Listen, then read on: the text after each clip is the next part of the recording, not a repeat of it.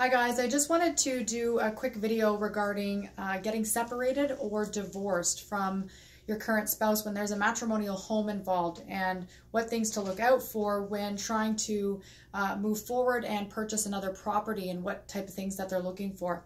So the first thing that I want to let you know that not every single financial institution is going to need a signed separation agreement. They can utilize what's called an affidavit. So if you know for a fact that you are the lower income earner or you will not be paying any child support or alimony, we don't necessarily need the agreement in place. However, we would need you to sign something to verify that you will not be paying any alimony or support through this separation.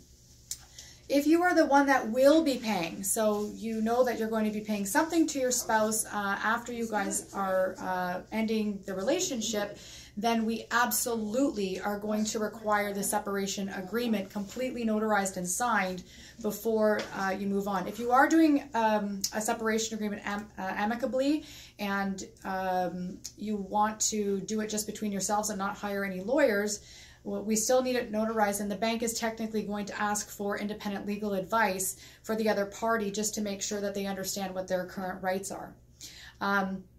When you're applying for a new mortgage, so this is number 2, you're applying for a new mortgage, a lot of people are saying, well, I have the separation agreement and the spouse is trying to take my name off of the title of the matrimonial home.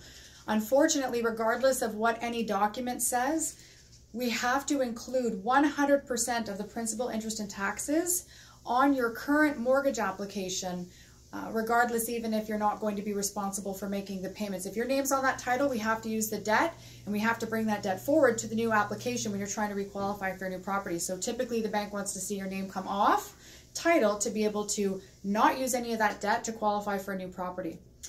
A lot of people want to know, how much can I borrow back? So let's say I'm the one who decides that I'm going to stay in the house and I want to borrow money back to buy out a spouse or pay out some joint debt. This is the only time that CMHC or Genworth will allow you to borrow more than 80% of the value. They'll actually let you go back up to 95% of the value of the property, as long as you can show them that the money is going to be used to buy the spouse out or to be used to pay off joint debt. So in the purchase agreement, which we can provide to you when you're doing your mortgage application with us, it'll have to stipulate exactly where the money is going to, so that both parties are aware where the funds are actually being moved to for the buyout. And you do have to requalify for that. So you still have to get approved on your own to go back up to 95%.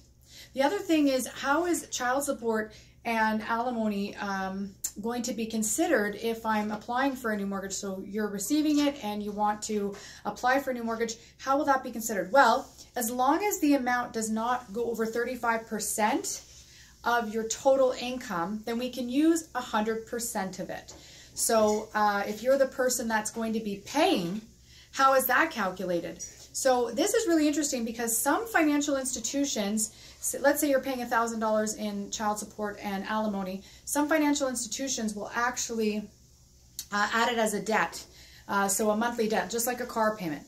But other financial institutions will actually take the total annual amount and deduct it from the pay.